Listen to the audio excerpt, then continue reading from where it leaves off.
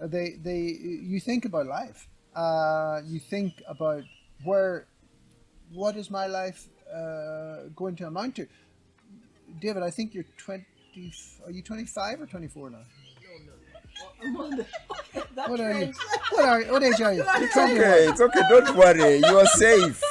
It's okay for us to know your age. What is the problem? We're saying he's been getting older. Is he anxious about being older? Happens with my children. They keep getting older, and you can never keep track. But you're a young man. We're old men. So you're looking at life forward. We're looking at life still forward, but also backwards over the experience we've had. And the fact is, if you don't ask these questions when you're young, you can look back on your life and say, so what has my life been about? And then when HIV and AIDS broke out, late 1980s, again, I was very clear that there needed to be a way in which we address issues of sexual behavior from a perspective of believing in Jesus. Mm-hmm. Now, my friends in the international work, because the fellowship focus was part of a fellowship of other similar campus ministries. Called Fellowship of Christian Unions. Christian Unions, yeah. So in the UK, it would have been the universities, colleges, and Christian Fellowship. Mm-hmm. So I was involved in it. Within the Catholic tradition would be the YCS, the Young Christian, something like that. So I thought, no, but my friends from the European and American groupings thought that to address issues of social concern was not part of the gospel. And I was like, of course it must be. Now they would reference schools and so I began to really part company with a way of believing in Jesus that had no social implications. So this Ireland, it was 1922 when they got, as I said, the Irish Free State. And the president of Ireland was this chap called Eamon de Valera. In fact, he led the parties that that militated for independence, and then he became. Now he was interesting enough. This guy was American. He wasn't Irish, and Eamon de Valera led Ireland for about 50 years after independence, and he was a very, very conservative Catholic, and he was afraid of the British secularism. That Britain had then That's become. True. We were talking about it. Yeah. They had gone through industrialization and so on and so forth. He was really afraid of that. And so he leaned much more toward America. Well, he had American roots as well. So you would find that Irish TV and stuff was about the Lone Ranger and Tonto and all those American imports.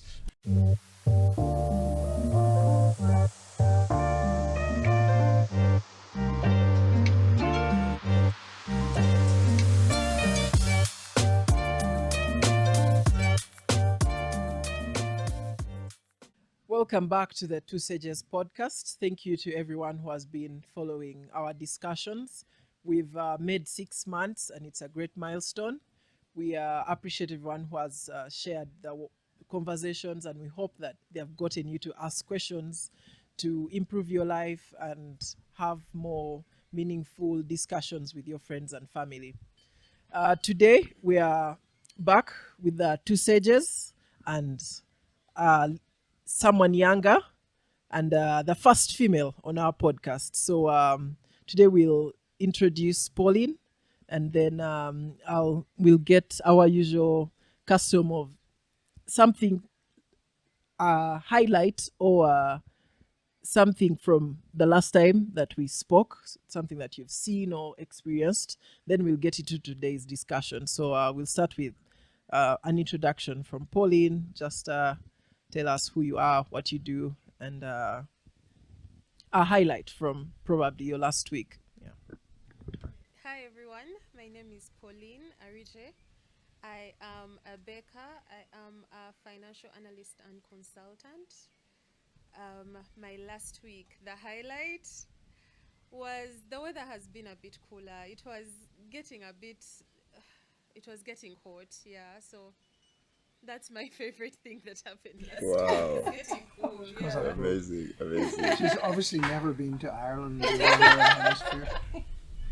Can't imagine. Okay. Yeah. Ian, what has been your highlights? My highlight. I have a highlight to share this time. Okay. I went to a hip hop concert. Wow. I went to Navia was 25th. Music 20. You know the guy started when he was 17. So I suppose he's like 42 now or something. But he went to school with my kids. He was actually, well, among the younger ones.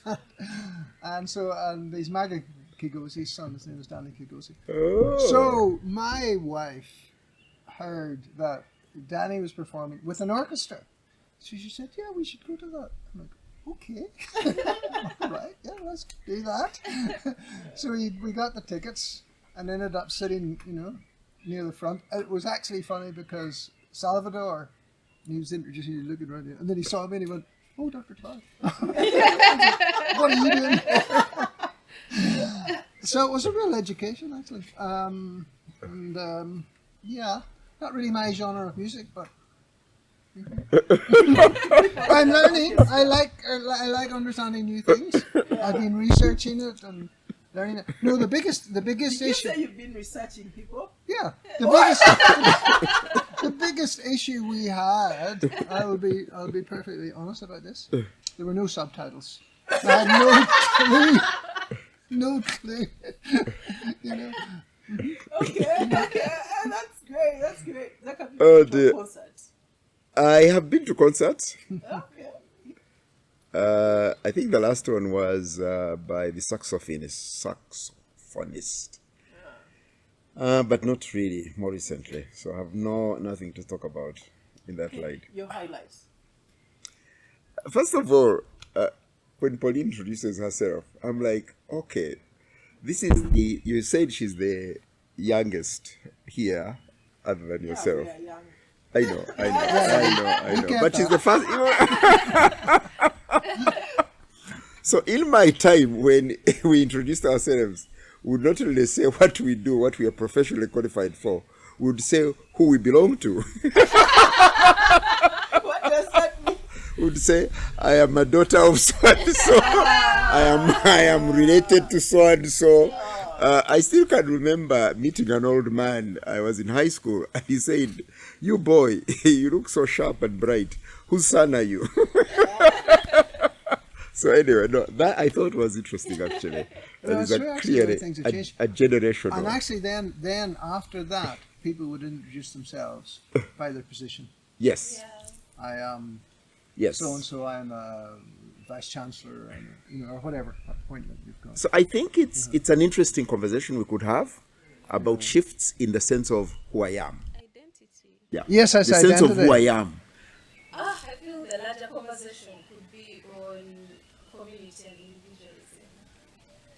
We'll come back to this one. You see, we need to come back to this one. You Anyway. extrapolate, extend a bit. Why that? Right. Because saying who you belong to is an acknowledgement of there's something larger behind me.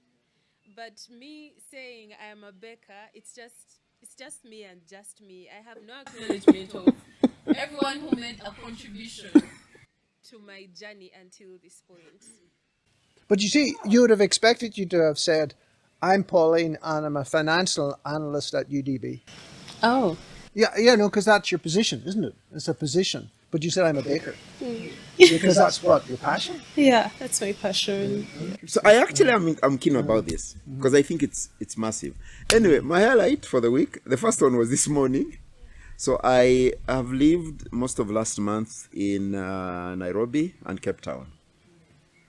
Cape Town was a great highlight for many reasons. So I won't get into it. But the thing that hit me in Cape Town is inequality and the legacy of apartheid.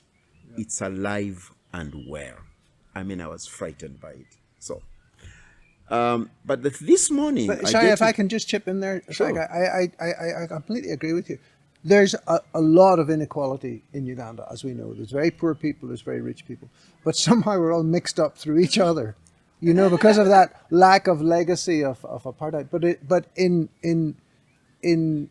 place like Cape Town or really anywhere you go in South Africa, it's painful. Oh, it's It's unbelievable. painful, So actually, I would like to think, I came away with reflecting on, the city the city groupings of people who rob and steal. What do they call them? Gangs. The city gangs. I actually want to reflect a bit more on the whole gang idea as a protest. As a protest. It hit me as I moved into those communities. And I'm in Nairobi, and similar, and I think we can reflect on it in Kampala as well, how younger people react and respond to this. So anyway, that was massive. But this morning's experience is Boda Kampala. And I'm like, wow. So there are cities that actually function so differently. Kampala, Boda. You know, borders have the right of way. So that really hit me. So I'm really thinking about how this is, what are the gifts of it. I have always been negative about it, but now this morning I began to think maybe I need to be more positive, think about how this transforms the way we are and who we are. Finding acceptance. This is where we are. But otherwise, so it's been a massive month, massive week. I'm leading a project at a university, Africa International University. Is that violence? Nairobi? Yeah, in Nairobi, Africa International University. It's amazing. It's exciting. Reflecting on violence, a continent bedeviled by violence. Most of it political, ethnic, religious, but in the same vein, a continent of so much Christianity. It's the contrast. And for me, I would argue the presence says a lot about both. So anyway, it's been a week of too many things that my mind has to... Wow, that's great. Lots, great highlights. So we get into today's conversation. I'll start out from how Pauline introduced herself and your reaction to that. When we're younger, for me, in addition to who you belong to, you'd have to say, I'm born again. Like, as born People still yeah, people still do that. Is that so? Yes. Like you had to profess your Are you religion. serious? Yes. I remember going into a gathering, I'd say it could be a decade ago, and Mike McCullough comes along. Now, I identify Mike as, NRM guy and so on. But he came into this particular gathering, he's like, I'm born again, And everybody was born again, I'm like, Seriously? Yeah. Wow. Yeah. Okay. So that is where I want us to. That's one. Today's conversation will be on religion, but not the usual things. I hope that you've had. We hope that this conversation will get you to ask questions that you've not asked before. And I want to reference today's quote from what Zach has told us before. He has told us that if you want to rule a people, you have to have some sort of religion. If you want to lead or control a people, there are religions. You've mentioned religion of empire. But on top of that, there's something interesting that I came across this week. I'm listening to a book on AI, but the introducing quote is, if you want, like, great men start companies. Even greater men start nations. The greatest men build religions. Is that Empire of AI? Yes. Yeah. So, but beyond that, I reflect on an article that I wrote last year ago, that I shared with Ian, and in that article I write about how I read these books and they transformed my life. And there's something I wrote there that at that point in my life, 2014, as in senior 4, I wrote that the most important parts of my life then were Christianity and education. And I reflect on how much these influence your choices of how to spend your time, what to pursue, but also your moral guardrails, but also how courageous you are, and how bold you are to approach things. There's a book, Great, that you recommended. One of the things that stood out for me in that book is there's a quote about these people. I think they are from Finland. They believe in a concept called sisu, that, and in translation from in their, I don't know if it's a religious or cultural form, is that their blood is made up of this element that allows them to do anything. and we've seen that religion has caused a lot of changes across the world, both good and bad. But for today, I want us to start with a conversation of how important is religion or someone's religious life in terms of how they go up, how you end up living. If you reflect on what you've done and what you've seen, how important is it? I want us to start there. Is it important anyways? Yeah. I think religion's very important. You can't get away from it. You can see by my body language here today that when you're talking about religion, you know. I think it's probably because it's considered as a taboo topic sometimes. I don't know if actually that's the other thing I think. Religion is considered as a taboo topic sometimes because it's at the core of anyone's belief system. And most times things at the core are not easily debated. So I'm imagining that all of us have different religious inclinations. And personally, I'm agnostic. And I think we'll talk about how I arrive at that. And I hope we shall talk about how everyone arrives at their religious inclinations. I suppose I have to start this because we have discussed religion a lot in this podcast. You know, maybe not specifically, but we've touched on religion a lot. And so I don't want us to just be repeating what we have already talked about. Zach said I should say something about, you know, my history in Ireland and, you know, how religion has affected Irish history and independence, which is probably fitting in this. I just listened to a book by Lero Triangle, who was the previous, a recent Taoiseach or Prime Minister of Ireland, the Republic of Ireland. And so the interesting thing about Lero Triangle, I think the guy was interested in politics right from, you talked about, you know, when you were a young man, it was the same with, he was passionate about politics. And he went into politics, he was elected, he became a minister, he became the Taoiseach, the Prime Minister, the highest political position in Ireland. And he was in that position for about 7 years, and he did a lot in bringing parties together. And Lero Varadkar, his father is Indian, Hindu. His mother is Irish Catholic. He was brought up in Ireland. He has an Indian identity and an Irish identity, although I think because he was brought up in Ireland, his Indian identity was a lot smaller. It figured less in his life, although you can see it in the book. The other interesting thing about Lero Varadkar, and this is the sort of thing which people will not understand in Africa or understand it, but the guy was gay, is gay. Now, why I mentioned that, he was mixed race and he was gay and he became Irish Prime Minister. 50 years before that, there was no chance of such a person ever leading the nation, because the President of Ireland, then Eamon de Valera. So Irish history is relatively short. You know, it's 1922 since the creation of what they call the Irish Free State. Now, the Irish Free State was a sort of a kind of a compromise between a totally independent Ireland and being ruled by Britain. And before that, they were supposed to have been part of the United Kingdom. Sorry to give you this history lesson. No, it's good. They were supposed to have been part of the United Kingdom right back in the 19th century. I can't remember when it came in, but they were integrated into the United Kingdom. So they said, no, you're not a colony. You're now part of us. And they had representation in the British Parliament. And they actually had quite a good, you know, they sometimes were the balance between the Whigs and whoever else was there then.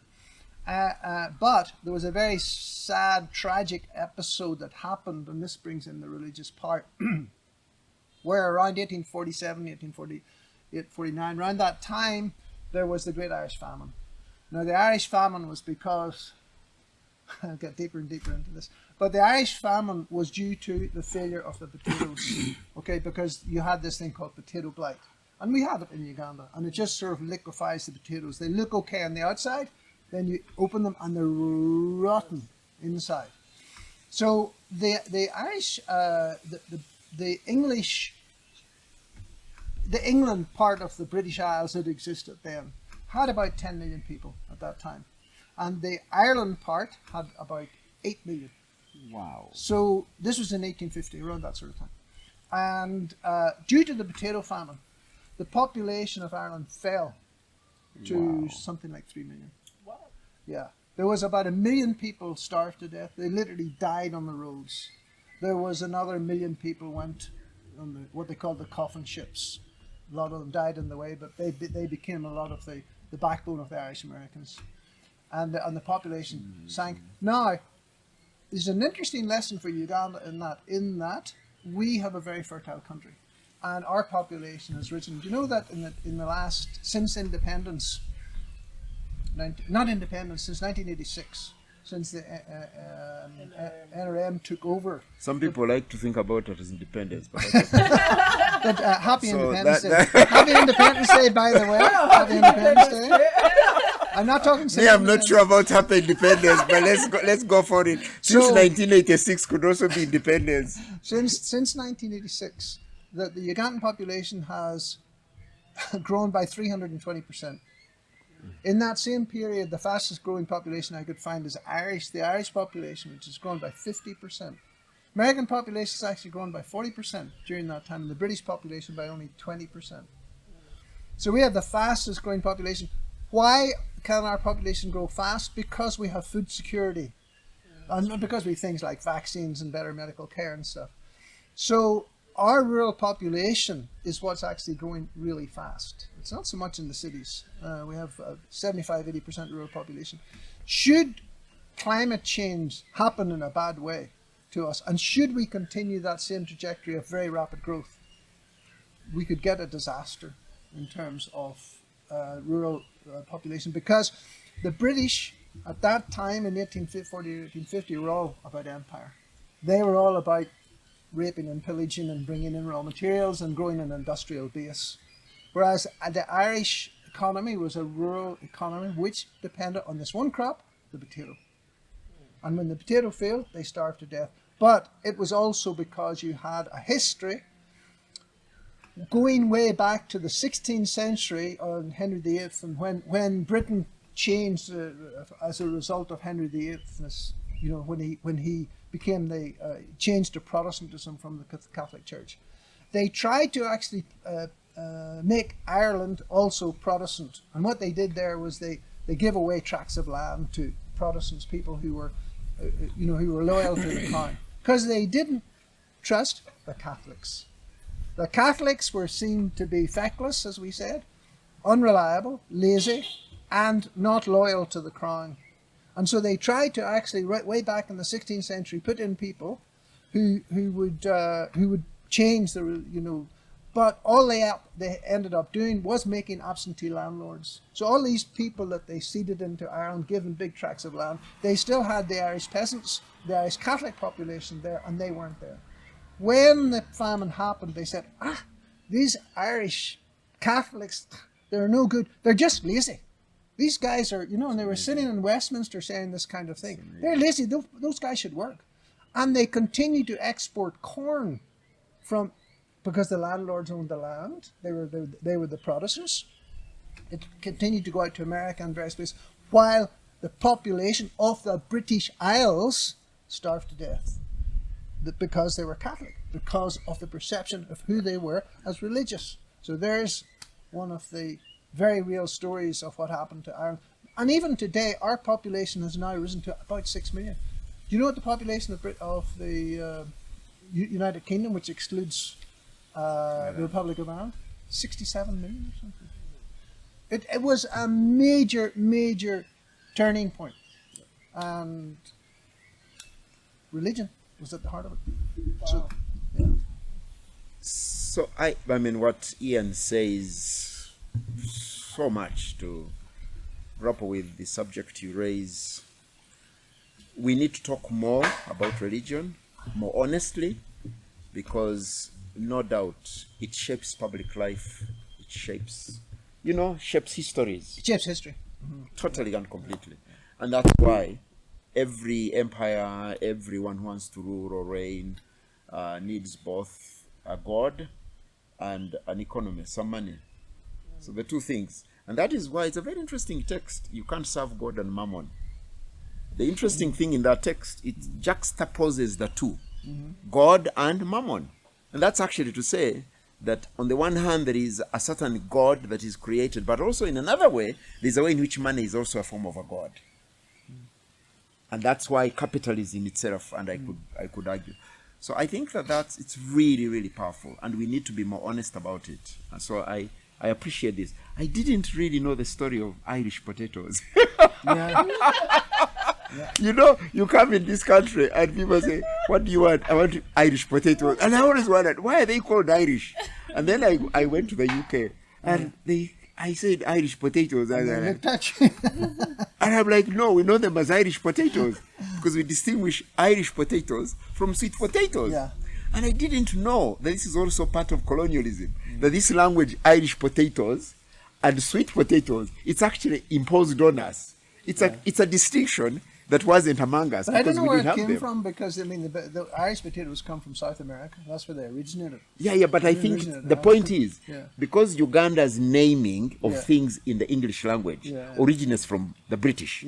So the British carried to us this Irish potato. Right.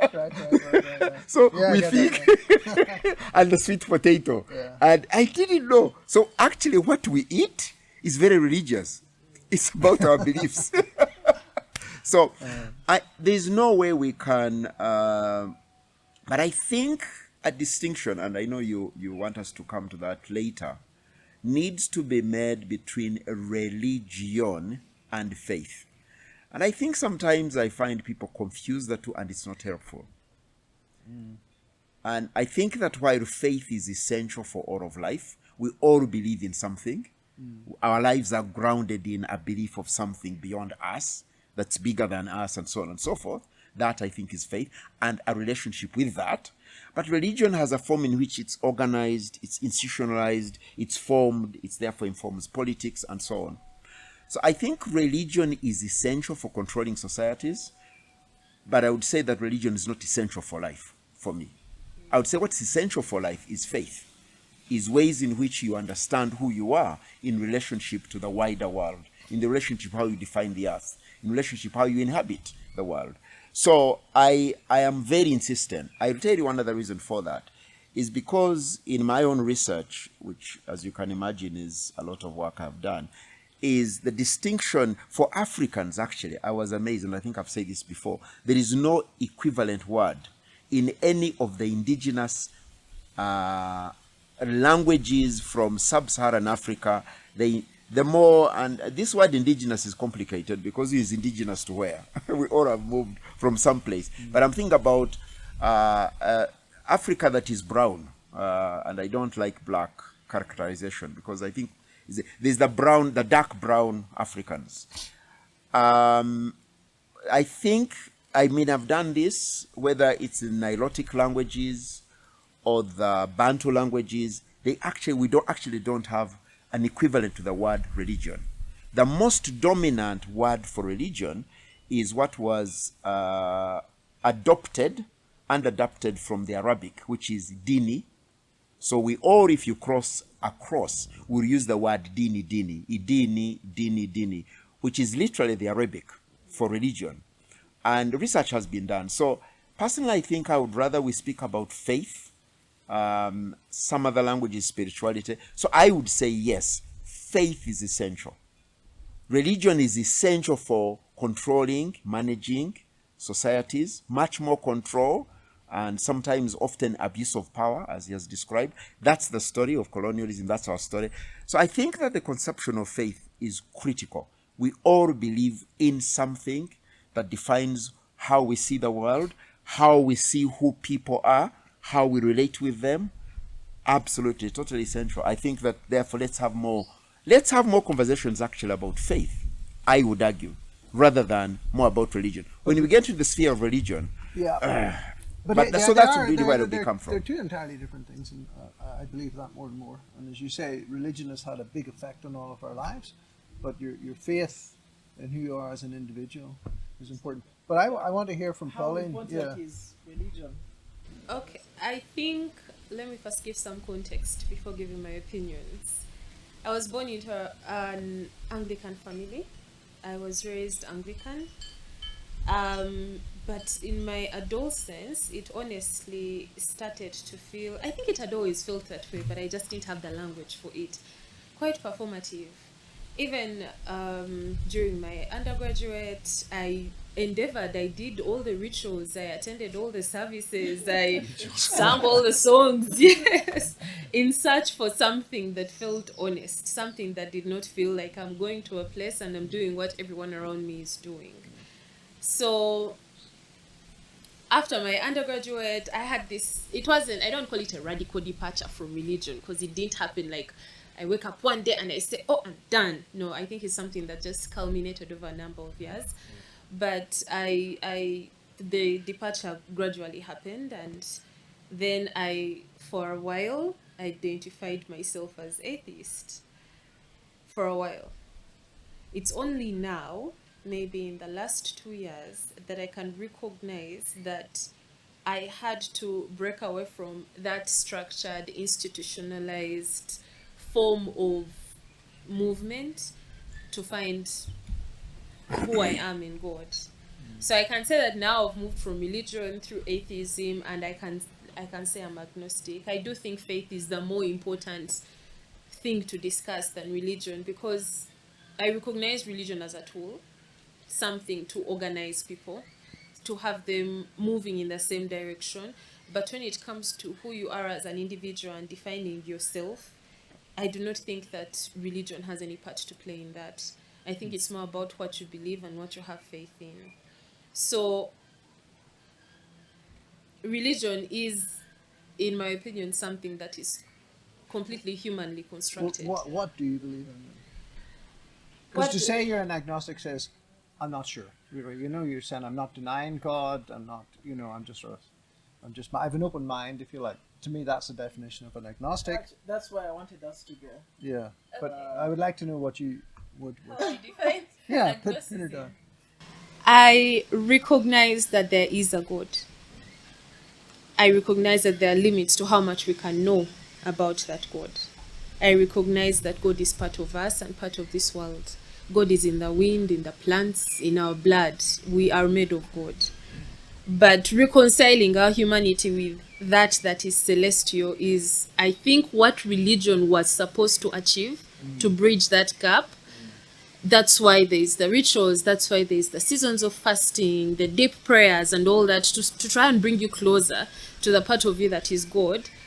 But with time, there has been this institutionalization of religion and use of it to do something other than that. And I think that's where maybe me and religion part ways. Yes, so I do believe there's a God. I just don't think that religion has certain boundaries to it, and a lot of clutter, in all honesty, that gets in the way of truly knowing yourself as someone that's made of God. Yeah. And you? You want to know my religious stance? Yeah, because Jezak said faith is important. We all agreed faith is important. You kind of defined the faith as the thing you believe in, and you said what you're not. You said I'm agnostic, but you don't. But what are you? That's what I wonder. So I think my belief is in the way the world works, like in nature, like there's a purest form in which things are, and it is trying to understand them as much as possible, and I think it's similar to that. It's like there is a point at which we can understand them, and beyond that point, that is the realm of what most people consider to fill in with the different definitions of God. I don't know if that is clear enough. I wonder whether you could help, as she did, track your journey a little bit to this place. Do you mind? Okay. I will be. That was where I was going to go next for both of you. Let's start with you. Now you're on the spot. Okay, let's start with you. I can say it. I was born religious. What do you mean, You're born born religious? religious. Yes. Did you come out quoting? Born again Christian. You came out of the womb quoting the Quran or the Creed. Or, how do you become born religious? I mean, my dad and mom are really Christians.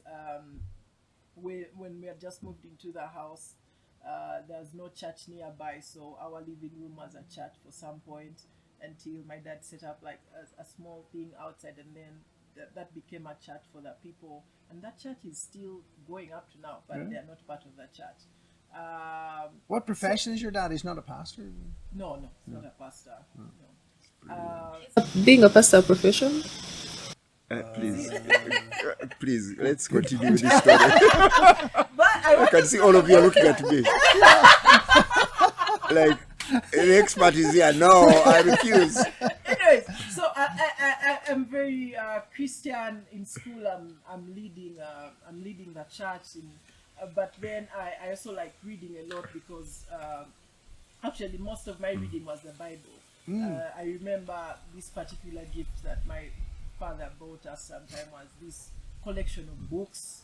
There were blue books, and each book was covering some part of the Bible. So there were storybooks. They had more pictures than words, but that is how I read the whole Bible when I was young, like from Genesis up to Revelations. So I literally knew all the stories and like could narrate everything and had a cup of argument. So I remember one particular argument I had with my parents that got me to start wanting to ask more questions. There's this story of this lady who was brought into Israel, and she became King Ahab's wife, Jezebel. She was born in another country, growing up in another religion, and then this is how I got the story. Yeah. But when they preach about it, it's different. So she was growing up in another religion, and then she's captured, and then she comes to this new kingdom, and then she becomes the queen. And then when she comes here, she's like, you know what? I'm not going to drop my religion. I'm going to convert you guys to my religion. And then, but the way she's portrayed in the Bible is that this is an evil woman. Very hedonist. Actually, Jezebel is literally like, this is an evil, bad woman. So I asked my parents, but if they took one of my sisters to another kingdom right now, wouldn't you want them to stick to the religion? Well, yeah. So like, I never got reconciliation from that. But that got me asking a couple of Now, what you're not saying, which needs to be said, is, and it's now today in modern currency, more openly spoken about, is the place of sex and sexuality. So Jezebel is not just this woman who persuades people into their religious traditions and so on, but it's how she uses beauty, her beauty, and how, I don't know how available she is, but she's then captured by this king, you know. So there is, my goodness, it's all there. It's, you know, so there is actually a relationship. Religion, sex, and power. Absolutely. Religion, sex, and power. It's all there. So anyway, sorry, keep going. Anyway, so I read a couple of books. I was actually not reading religious books, but I read this book on origin of consciousness, and this guy talks about how consciousness comes about in human beings, and he studies books, the old books like the Iliad and the Odyssey, and shows the differences and shows how the older books were written by people who are not as conscious as we are now, and it draws the parallels between the New and Old Testament, and yeah, that got me questioning a lot, and I explored a lot of other things. That story that you tell, I think, is an illustration of polytheism and monotheism, because the Jews, as I understand it, were the first nation that, well, no, they can't have been the first. Well, possibly other religions before that were somewhat polytheistic, because you had the ancient Hindu religion, and they had many gods. Obviously, the religions there of the Fertile Crescent as well. There were nations which, you know, they were polytheistic. They had different idols, and in the Bible there seems to be quite a lot about, you shall have no other gods before me. You know, idolatry is bad, and surely that's an Old Testament thing where you can see the concept of God of our understanding of God, moving from polytheism, as in many gods, to the one true God, Jehovah. Am I right, no, Jack? You're the theologian. Come on. I'm only a novice here. Please. But before, in addition Yes. to that story, what got me surprised when I was exploring other things was learning about this religion called Zoroastrianism that existed before Christianity, and it seems to be the very first one that was monotheistic. Yeah. And so I was like, okay, there's something before this, and it was it had an equivalent of a Christ, an equivalent of heaven and hell. And so there was something before Christianity. Yeah, but I think all these, I agree. I mean, I don't know much about Zoroastrianism, or heard of it, but I agree. Most of these religions have evolved out of what came before them. Because if you look at Christianity itself and the Old Testament, then the New Testament, after that came Islam. Before then there was more ancient religions. To me, Islam, derived from Judaism, is pretty much the same thing as Christianity. To me, it is. It's all come from the same thing. They end up being different, but a little bit derived, but quite different. I don't know. I hesitate to make any. The word that comes to mind is categorical. Ways in which I say this is what it is. This is what it was, because it's extremely complex. I think, as you've said, Zoroastrianism is hardly known.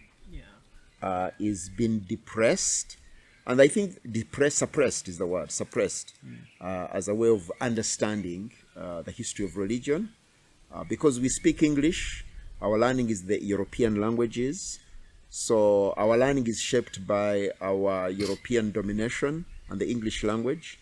And so even the language of agnostic, atheistic, monotheistic, polytheistic is all shaped really by language. I think we take lightly the power of language. So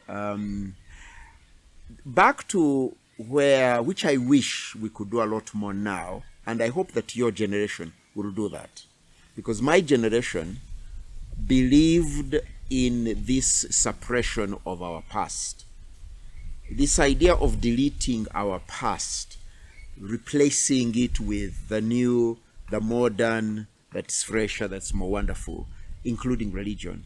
I think we wish we could see some more books on, rather than the books been written on Ganda religion, which of course were initially written by missionaries way of thinking about how the Baganda, it's called Ganda religion. I think we need to be able to ask ourselves about not African traditional religions, but rather African ways of believing, of having faith and practices. Because there was, just like Zoroastrianism, there was something prior to. And I think the suppression of what was prior to the onslaught. So faith. There was a faith. And Ian, the idea of the supreme being, and I have checked certainly more confidently about the peoples that constitute what today is called Uganda. There is not an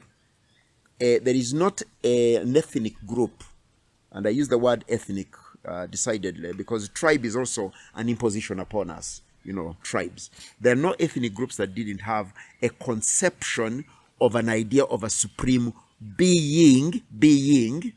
The way of that being sometimes would look more like us, but a different way of understanding that being, all of them. And that supremacy related to creating, to what the world is, and the origins of the world, the origins of the earth, the origins of the universe, as much as the universe can be described, because that itself. So I think that for me is important, and therefore a conversation. This whole idea of is that being oneness, one, monotheistic, is that being in polyforms. That, I think, is itself, again, a fairly complicated conversation. For me, you ask about personal story. My father and my mother were first generation Christians.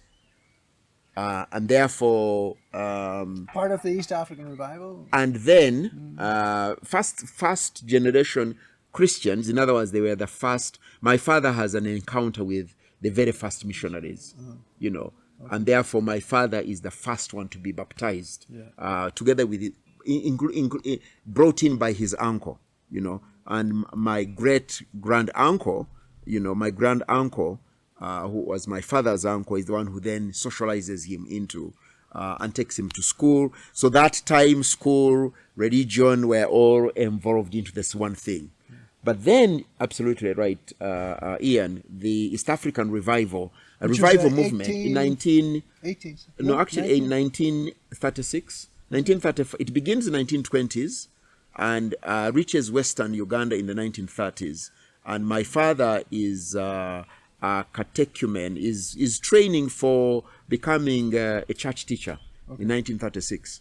So that is how my father himself is completely changed, has an experience of the work of the Holy Spirit in his life, talks about a lived transformation, as a result of which, when his parents said to him, we have organized somebody that you should marry, my father says, no, I'm going to find somebody who has of the same faith, and is somebody who has experienced the work of the revival. So some way they find each other with my mother, and they take a long journey to be wedded in Kampala. They walked at least 50, 60 miles to get wedded, 50 kilometers rather. So I grew up in that family. Wasn't your father, I would call him, an itinerant preacher? Yes. And then he became an itinerant preacher. Yes, And What does itinerant? itinerant means was a moving. He was being moved from he would move to places. He was so persuaded about the story of Jesus that he wanted to tell it everywhere.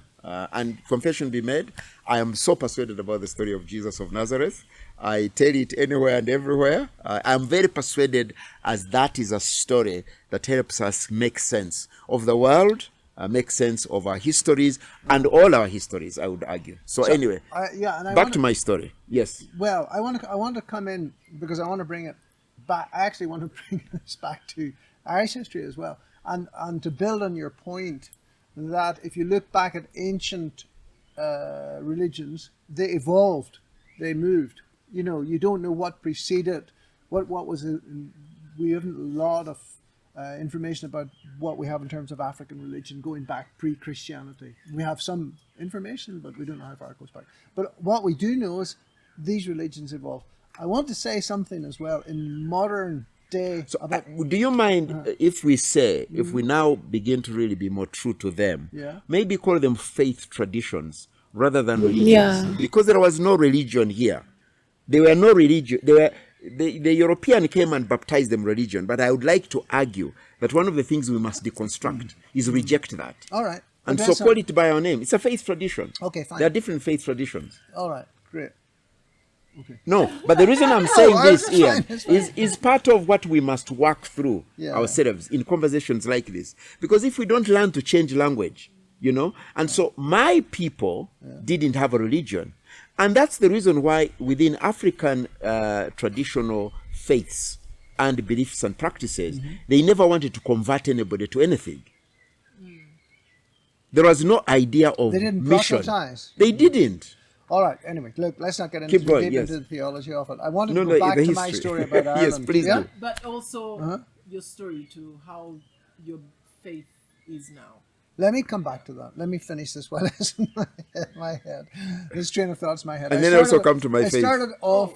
Yes, so let's hear this. I started off by saying that I just read this book or listened to this audio book about Leo Varadkar, this guy, Prime Minister of Ireland, and also gay. Yeah. How did such a person come to be? In the top political position in Ireland, when you look back... When was he Prime Minister? Just recently. He stepped down a couple of years ago. Oh, okay. It's a different Prime Minister now. So anyway, so this Ireland, it was 1922 when they got, as I said, the Irish Free State. And the President of Ireland was this chap called Eamon de Valera. In fact, he led the parties that that militated for independence, and then he became. Now he was interesting enough. This guy was American. He wasn't Irish, and Eamon de Valera led Ireland for about 50 years after independence, and he was a very, very conservative Catholic.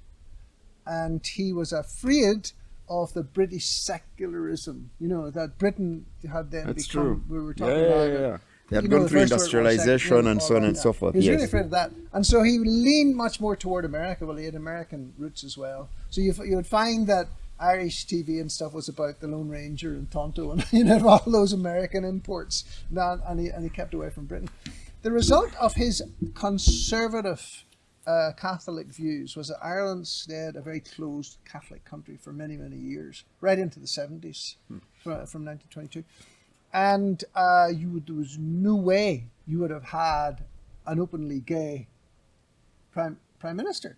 And in fact, now there was another gay prime minister, I think, in some of the Netherlands countries. Now, when you say that in Africa, they go like, "I'm afraid these European countries have gone down the tubes. They're going to the devil." And I do understand where we're coming from in the sort of family values of Africa and that kind of thing. But how did Ireland go from a very conservative country in the 70s to 2020 when it had such a prime minister, who, by the way, was a very good prime minister? He actually did his job very well, leave aside his sexual orientation.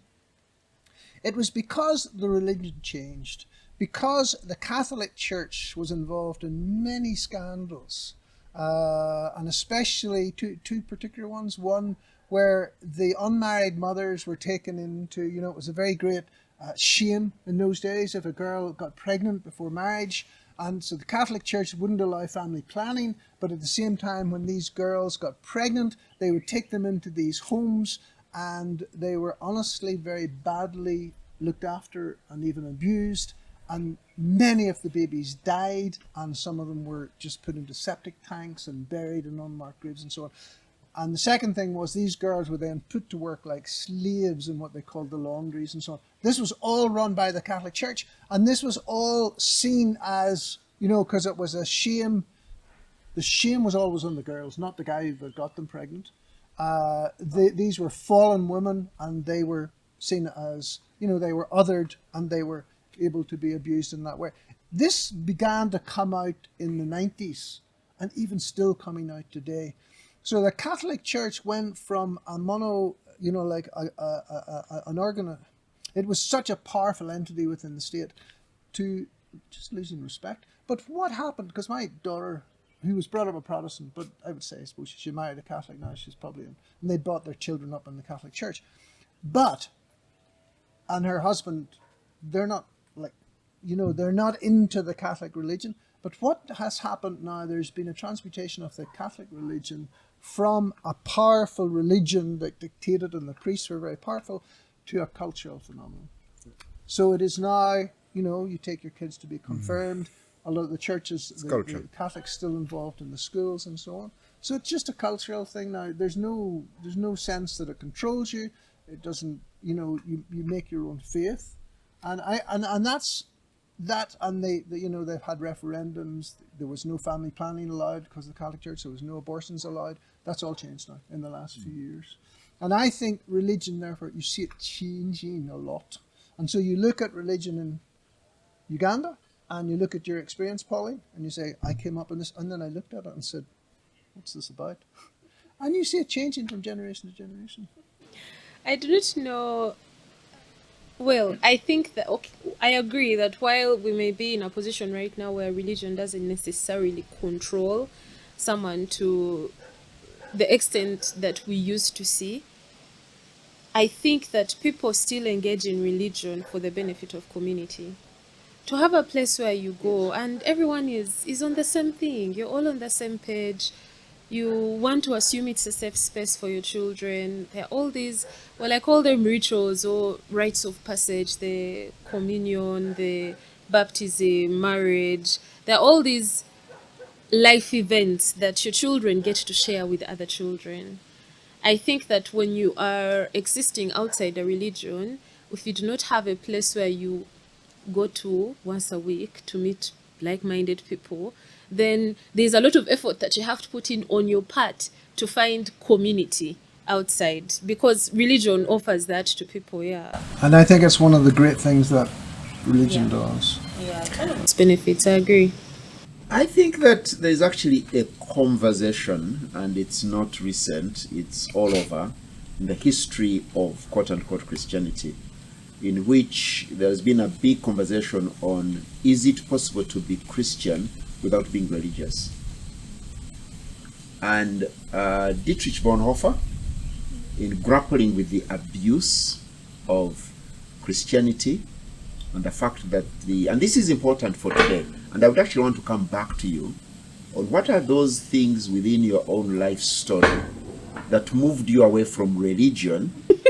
What are those things? Because what Ian says, the movement from in Ireland, from a religion,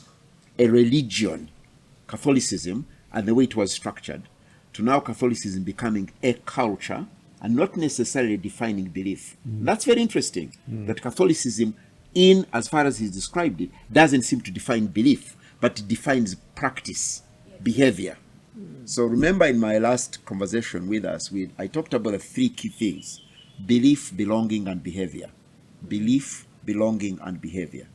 And I think that if you look at history through that lens, if you look at, I would argue myself, faith through that lens, faith is not just about belief. Faith is also about belonging, because none of us believes what we believe because we originated it in ourselves. Okay. So faith itself creates community. So it's not actually true that religion is what creates community.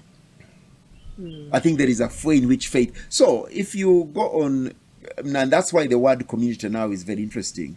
You know, you have Twitter community, you have all sorts of communities, because they believe in certain things together. So faith itself can create community, but that faith itself can create behavior. So it's ways in which we can think about it. And it seems to me there is an abuse of religion, the abuse of believing, that creates situations like he's just described. And I would argue that we are at that point in a country like Uganda, in which churches have become places of abuse.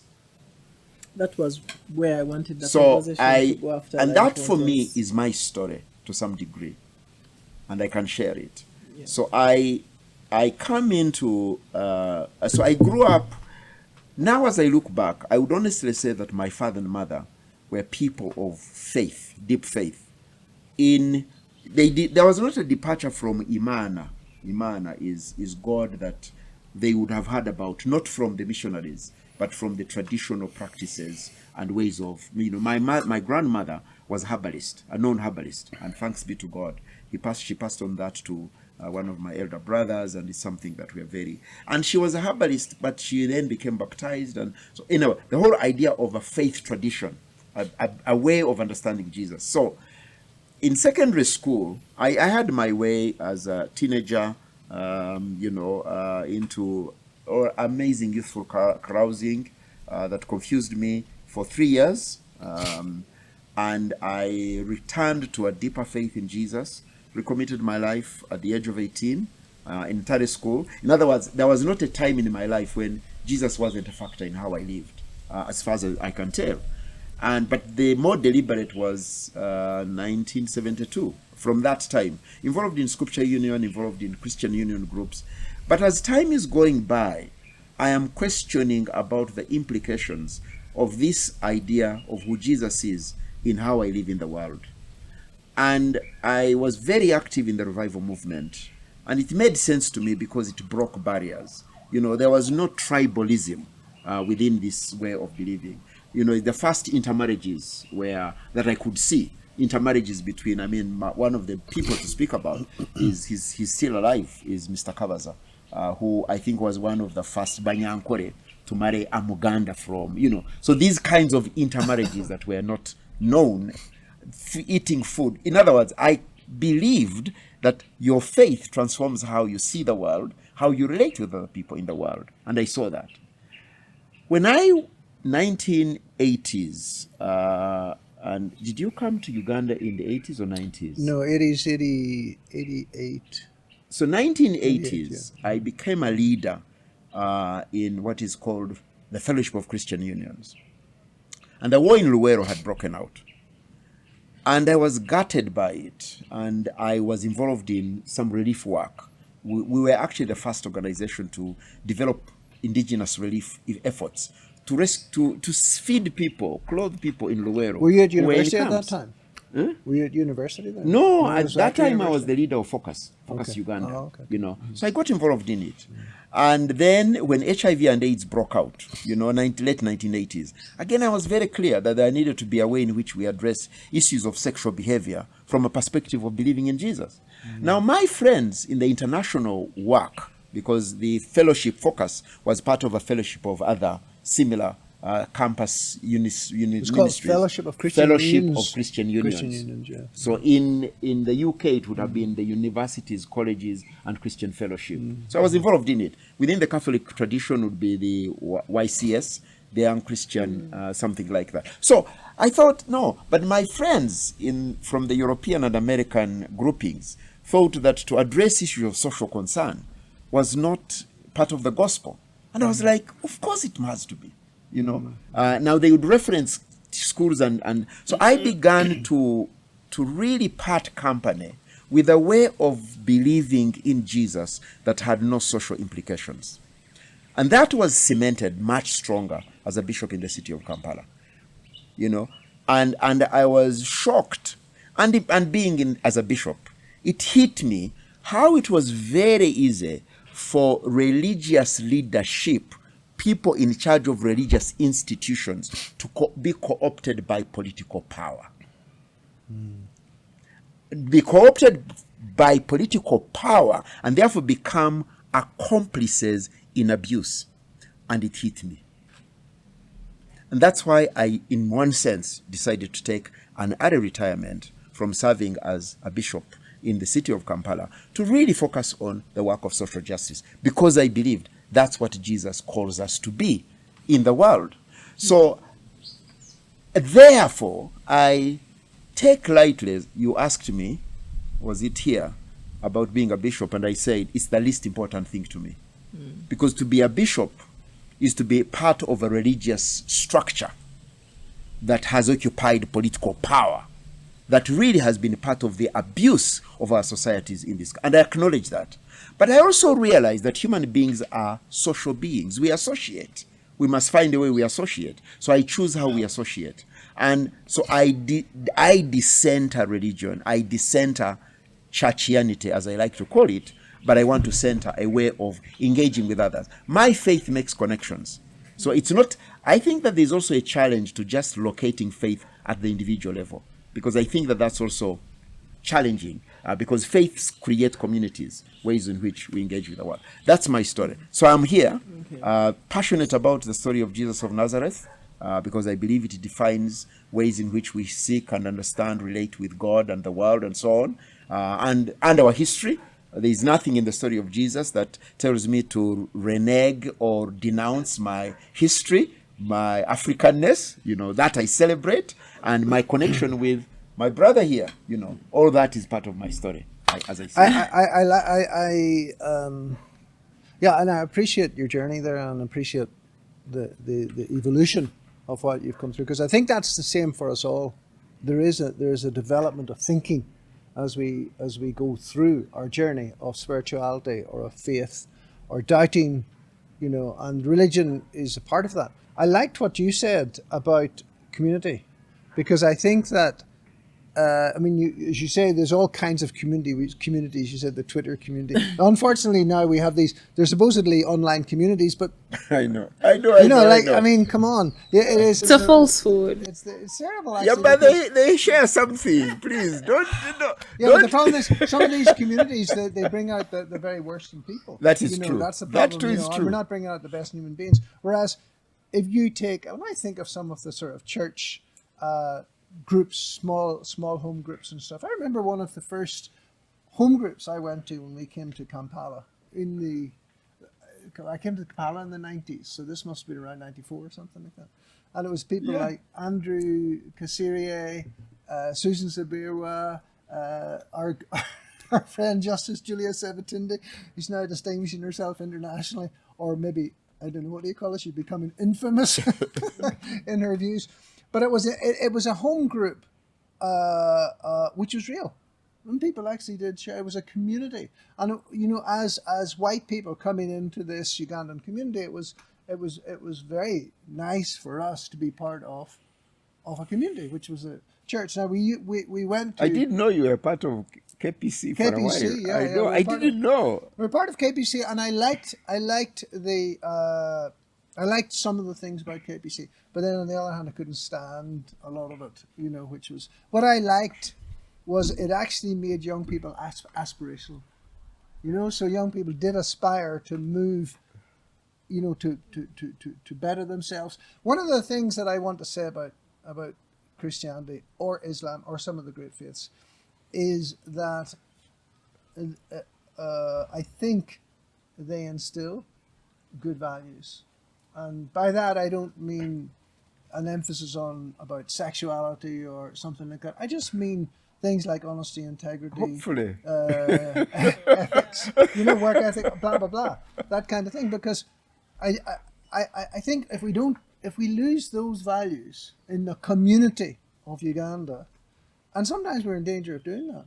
But I think here, that for me would be the debate actually. Yeah. That today's Christianity, Yes. today's religion in this country Is becoming is divorced. instilling horrible values. It's becoming divorced from those values that we, probably you as well, Pauline, but I, grew up with. Believing that this is what it should be. This was what, and But- I know it was a very homogeneous community in Northern Ireland. We were all Christians, whether Catholic or Protestants. And you felt, you knew that a good value was that you should be honest. Yeah. A good value was that you should be hardworking. A good value was that you endeavored to be But honest. now there's a lot of laziness in Jesus' name. There's a lot of dishonesty in Jesus' name. No, there's a lot of stealing in Jesus' name. right. There's a lot of, and I'm like, no, this is not who Jesus is. But Pauline, right. you are That's right. like, please. I have very many thoughts. Okay. I have a question. Do you think that it is possible for someone to be a decent human being and make a contribution to their community as a good person, as a hardworking person, without the construct of religion?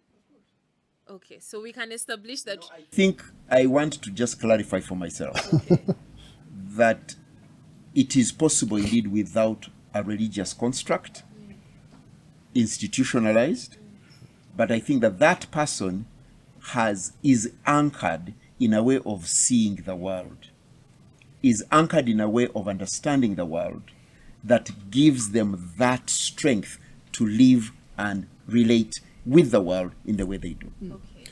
So that is what I would call faith. So it's not a religion, it's a way of seeing the world. Put it different, it's a worldview. It's a way that shapes who you are, that is beyond who you are. Okay. Continue, Pauline. Yes, interesting line of thought here. Uh-huh. Okay. We've established that you've defined it as more being faith-based than religion-based, and more being influenced by how someone how someone's worldview is instilled within themselves. You talked about, Bishop Sark, you believe that community is not something that is sprung out of religion. You think it is more sprung out of faith. But I would argue that It's both and. Okay. But I would both and or. I think and or, because I would argue that there are very many people who actively participate in religion but have no faith. I agree. Yes, but they I have totally community. agree. They have access, yes, to community. And I think that those people, they still have most times like large influence on how I don't know if to call it faith or religion anymore, or the movement or the group of people. There is influence on how that group of people ends up behaving. Because then, what if this person's moral compass is skewed and they only want to participate in religion because of the benefits of having access? Maybe it's just a professional network to them. They know I'll go to this church and I'll meet this guy who does this and I need their services. Yes, so... It's very much like a Rotary Fellowship. Yes. Totally. I have no problem with that. Remember I said belief, belonging, behavior, and you can be slanted on completely belonging and behaving, but without believing. Absolutely. Absolutely. So I think I want us to go to two particular things as we close up, and one of them is the future, but the other one is the downside of religion as it is in our society, because we've acknowledged that there are parts of it that are deviating from what it should be. We have lots of religious setups in this city where people are becoming millionaires off people's problems, and I'm hoping that we kind of try to get, how do you think our society how should people think about religion for us to avoid this? Because we've seen historically there are people who got burnt in Western Uganda, and that is out of religion. But now we see there are people whose lives may probably are being affected by how much money, how much time charlatans are taking out of their lives. And that obviously affects the entire community or country, because then you have less productivity, you have less creating, and then so I want to get your views on that. But before that, I think we didn't get Ian's story of his own journey. I don't know if you can make it brief. And then we get to that. Well, I suppose I would say I was brought up in the evangelical tradition. Now, that's a subcategory of Christianity. Protestantism. Protestantism, yeah, I think so. So I was brought up a Presbyterian, but in that evangelical tradition. And as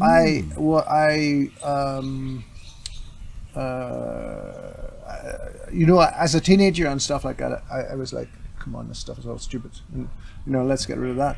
But then when I went... Let's get rid of You have time? Anyway, but when I went to university, then I sort of, a bit like you, came back into it. And from that point on, I was very much a committed believer, a believer in Jesus Christ, a believer in the Christian gospel, as according to the New Testament, and a practicing Christian. And then the reason I came to Uganda was that I was part of my Christianity because I'd become very busy. I was running a business and I was doing medicine and doing too many things as usual. And then I was like, well, what's this all about? So I had that sort of, in my 20s, had this kind of, it wasn't a midlife crisis, but it was a crisis of saying, so what's the meaning of this? And then that came alongside the same time as being a doctor. I was hearing about AIDS and hearing about people dying from immune suppression. And I came on a trip to Uganda and somebody took me to the Lero Triangle, and that resulted in me coming out with his mission, Church Mission Society, and bringing my whole family. Our mission that time. and I came out with my whole family, and people told me I was daft. They were just like, you what? You going where? Good. Uganda? And Uganda at that stage was just the civil war had just ended, because I think it ended in 86. First time I came was 87, and people said, "This, what's wrong with you?"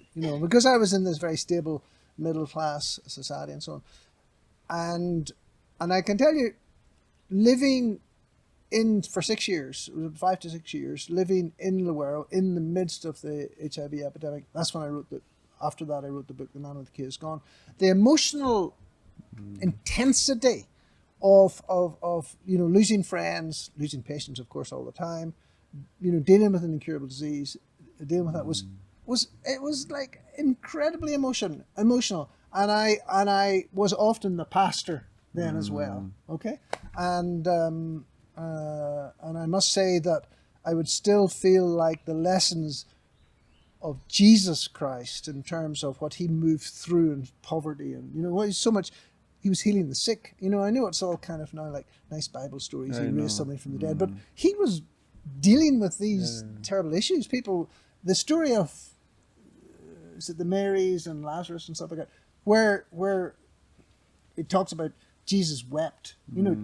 He was a human being. Okay, you can say he was the Son of God. He was this and that and the other thing, but he was experiencing all. That's what we experienced in the world. And then I got cancer. And then I came back to Kampala, and then got cancer again. To cut a long story short. And during those periods, that period then, afterwards, I was like, wait a minute, I'm not sure. I actually didn't feel that I could live up to the standards, the moral standards of Christianity, because Christianity has got, the faith and the morals.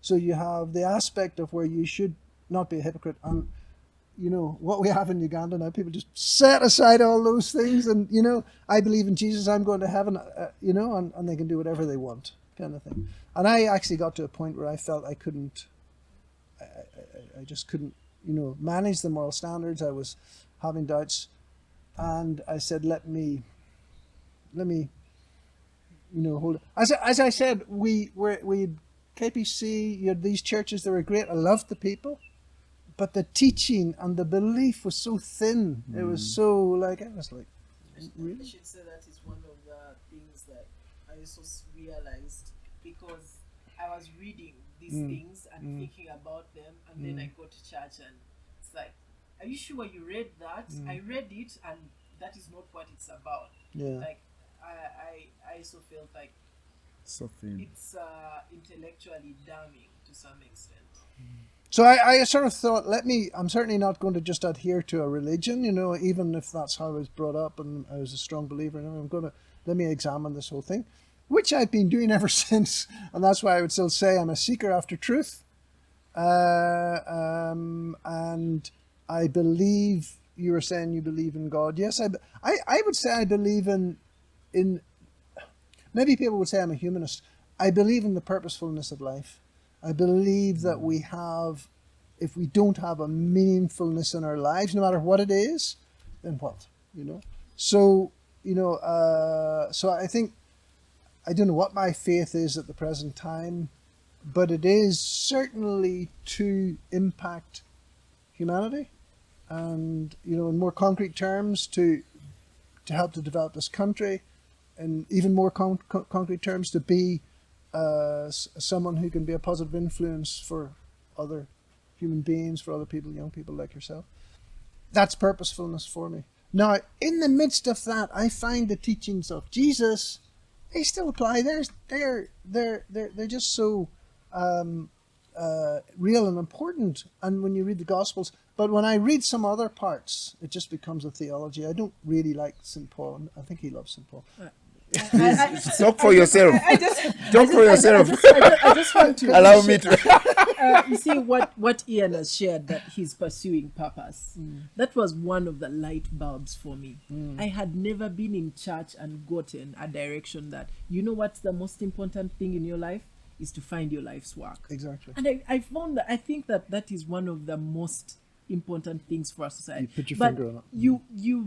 I don't know if you've had sermons or where people are teaching this. I was like, I'm not learning about that, and I want to learn about that. So I transferred my Sundays to reading about like other things. But I want us to start from there to get into about the future and the challenges that or religion as it is right now has. There are advantages that, like we've talked about. I think I like that we brought that out. But I also want to bring out that, I should say, dark side that the young people have to look out for, because like you said, it's evolving.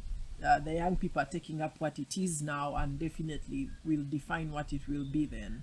So I want to defer to Pauline to be give us the first shot on this, because you see it and you live it and you made certain choices. Okay. Go for it. On the future of religion, I am worried. Okay. I feel that religion and things to do with faith and what we believe in, these are affairs of the heart, things that are deeply emotional.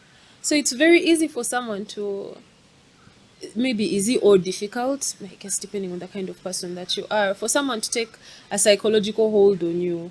And it's worrying, the extent to which we are not willing to have different opinions on these things, the extent to which we are not willing to question that what he has said is what he has said, and that's it.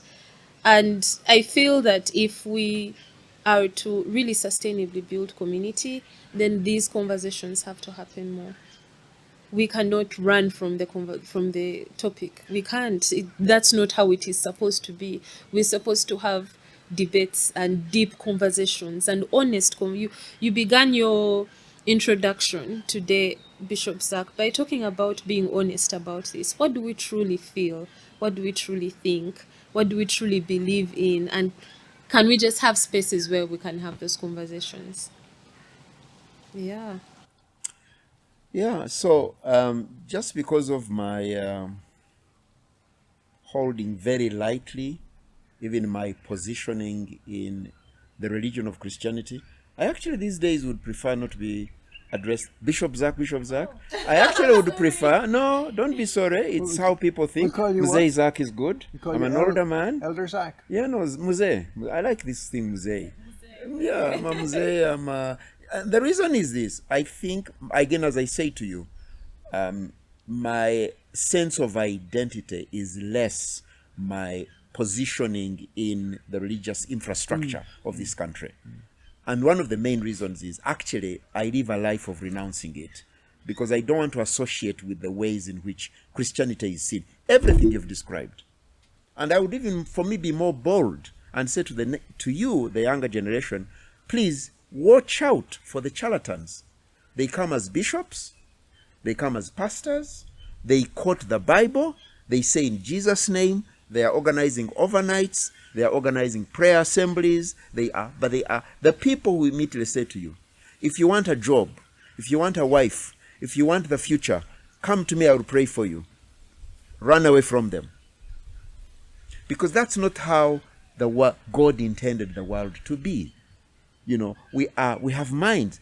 Anyone who, so I share with you your anxiety, but for me, the anxiety is not on the death of religion. I actually wish it could die as soon as it could. The religion that we participate in today. Do you get what I mean? So that faith can come alive. Do you understand? I want this religion to die so that faith can come alive. So actually if people don't go to church, I'm okay with it.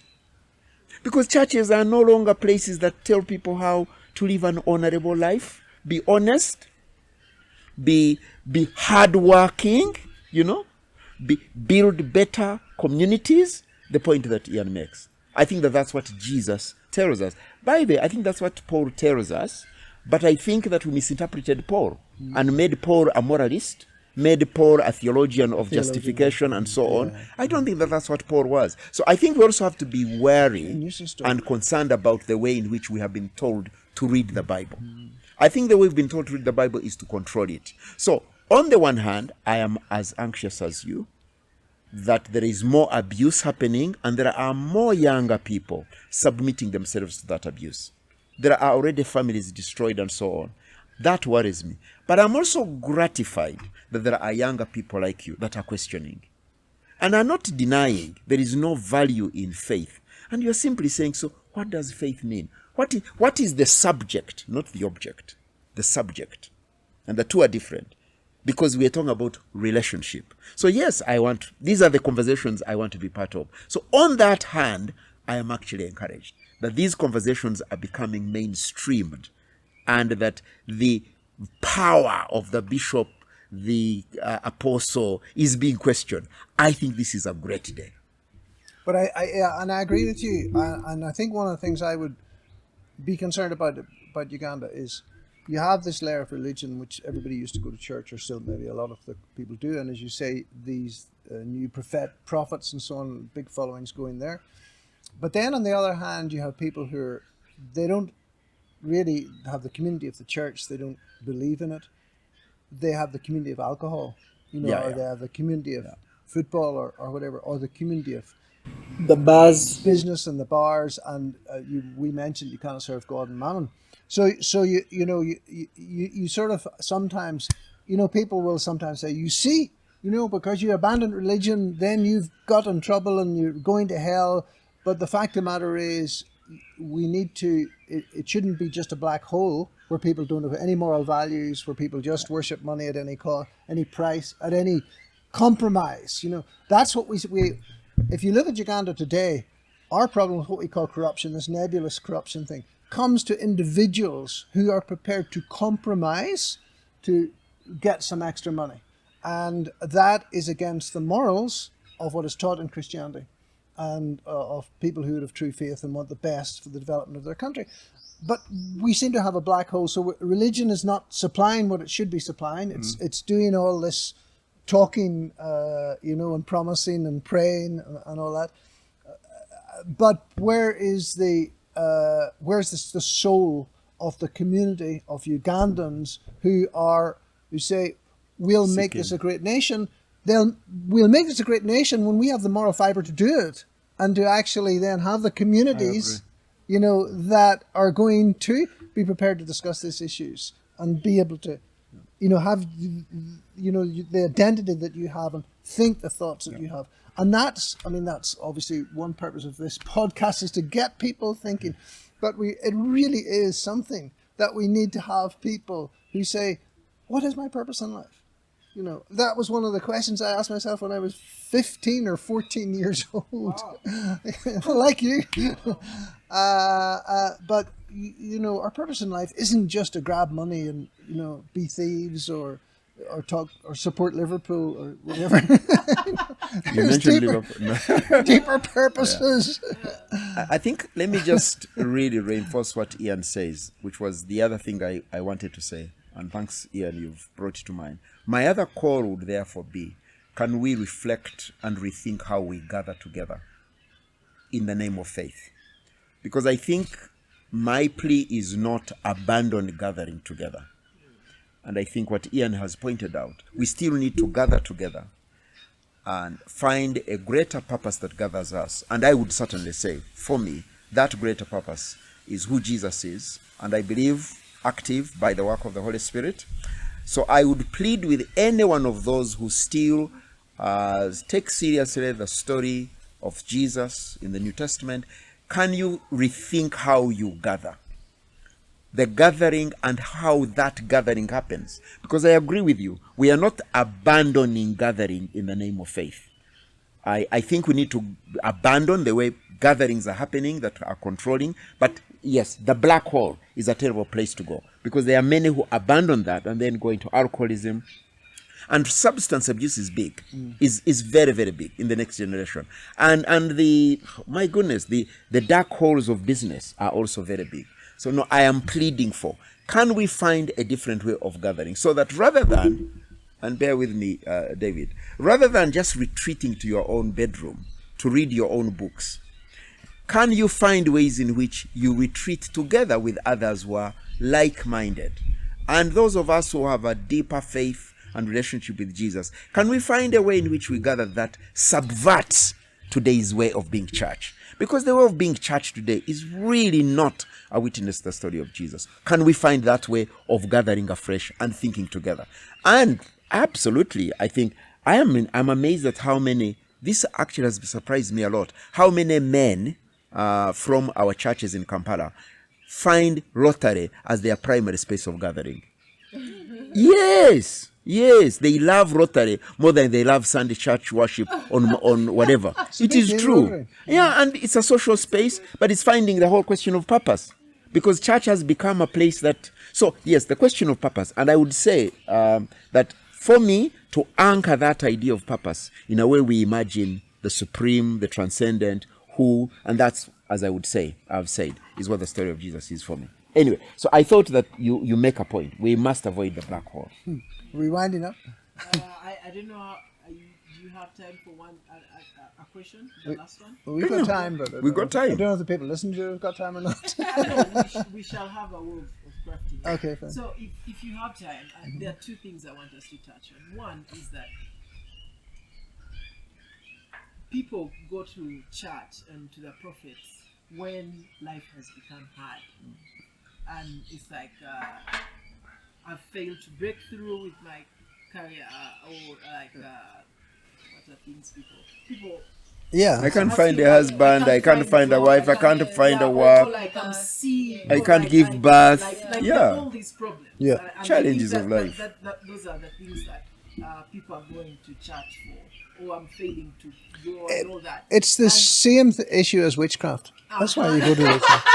No, but I want to say that there are people actually who are also going to church to seek for purpose. Yeah. I think that they're there. Yes. I think that they are there. There are many people, especially those who already have money and so on. Money doesn't still answer the question of purpose. So there are still there many who are going to church in search of purpose, in search of a deeper faith, in search of God. But continue Keep what you're going. saying. But Yeah. my question is, if they are not going to church per se for those answers, where should the answers come from?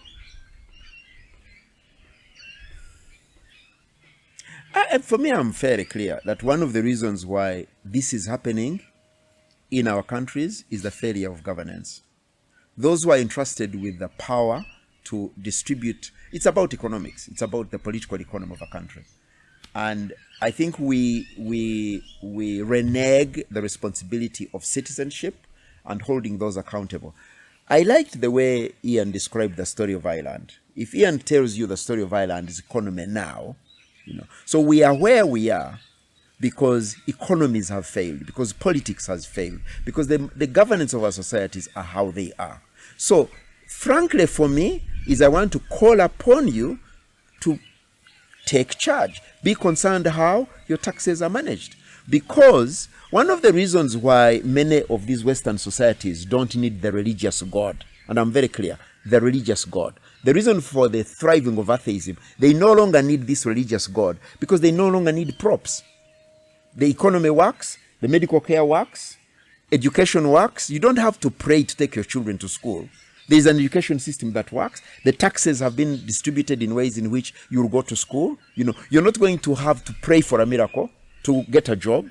So I think that we must work, one, the politics to work well. Number two, business. And I indeed hope that we can discuss how money is made in this country. Because the way money is made in this country makes it impossible for people to actually... So I think that the management of our societies, for me, is something that the younger generation must be passionate about. When we were university students, and this is my plea to the younger generation, we were concerned about the governance and the leadership of our countries. I am also at pains to see too many young people are not interested in how the country is governed. They have reneged that responsibility and are busy, TikTok and everything else. No, I'm not saying that is bad, but for goodness sake. So universities are no longer places of ideas. So I want to go to the universities and say, you must construct the future of the country in how the public sphere is governed and managed. Well, Economies matter. You answered, if you just say your question again, because you answered it in a very large, this is what will make a society function, therefore this is where the gaps will be filled in, was your answer. But maybe you could touch it on the individual. Like there are these problems that will come in life, one or another. And I'm thinking that is what is... So I think the question was, if you don't go to church or for the prophet answers, or the witch doctor or whoever, then where do you go? I think you just have to think. I think this is a good example. This young lady, she thinks about life. Also, you too, both of you actually. You think about life. You think about what is my life going to amount to? David, I think you're 20. Are you 25 or 24 now? No. I'm on the... What are you? What age are you? It's okay. Don't worry. You are safe. It's okay for us to know your age. What is the problem? He's been getting older. Is he anxious about being older? Happens with my children. They keep getting older, and you can never keep track. But, you're a young man. We're old men. So you're looking at life forward. We're looking at life still forward, but also backwards over the experience we've had. And, the fact is, if you don't ask these questions when you're young, you can look back on your life and say, so what has my life been about? And I've always asked myself the very same questions that you're asking at age, whether I was 14 or I was 20 or I was 30. It was like, what's this life about? What am I doing this for? And I asked that question when I was in Ireland, as I say, dissatisfied with, I was a believer, but thinking, but what difference am I making to the world? And I still ask myself that today. I say, well, what is this? Is this something I'm satisfied with? Is this something I want to do? Is this something that's going to make any difference to me or anybody else? Still asking myself the questions of faith. I really believe that Ugandans need to, and it probably comes back to education system, because we've such a didactic system of, even like the way you do what do you call it, what we would call the 11 plus, there's so much in the education system that it's not about critical thinking. It's not about asking questions. It's not about understanding things. If I want knowledge now, I can just Google it or whatever. If I want to know somebody's name or I want knowledge. But, thinking about these questions that you have raised is something that needs to, it needs to be there. And then we need to have the communities that will discuss that. The reason that these conversations, this podcast or whatever it's called, came about was because Jack and I have had interesting conversations for years and years and years. And then I thought, wouldn't it be interesting, maybe we share that more. And then got to know you, and you brought along some expertise, and it's an intergenerational conversation, and we don't have enough of these. There's not anything like enough of these. I don't care if the conversations take place in bars. I don't care if they take place in church. I just think people need to challenge themselves rather than just, I blame politics or I blame this or, yeah, there's plenty of people to blame, but what about us, So, yes, Pauline. So, what caused my departure from religion, or contributed to it anyways, was that I was suffering. And I think since then, I have come to understand that suffering is written in the code of this life. We cannot escape it. I think that life it's designed like this. No one has a perfect life. Everyone is dealing with problems on some level. So knowing that you are not alone, even if people do not shout it on the rooftops that they are fighting with these issues, is, I think, one of the ways to getting through how you structured your question. How do we find the answers if we cannot find them in religion? But then also, to build off Ian's point, thinking, one of the things that I got into, I guess, in search for God, was meditation. Trying to understand who I am, trying to understand my thoughts, what originates them, and then trying to also understand what's that other voice in my head, because clearly there's this counter conversation that keeps happening in my head. So what is it saying, and do I argue back? Do I listen? Do we agree? I don't know, but that internal self-reflection has brought me a lot of answers. I think also maybe that's why within religious practice we'll find fasting, we'll find prayer, we'll find, lock yourself in a room and pray when no one is there, because maybe then you will listen with clarity. But from having continuous conversations like the ones I have with Daudi, we end up, I don't think purpose is something that you can find in one conversation or in one day. And you mentioned that yourself and Muzezak have been talking for years. And I think within this continuous critical thinking and engagement and intentionally choice to actually be honest about where you are in your life and what you think and where you want to get, that allows the revelation of purpose without the clutter of performance. Just talking with your friends and yes, and being honest about where you are and what you want.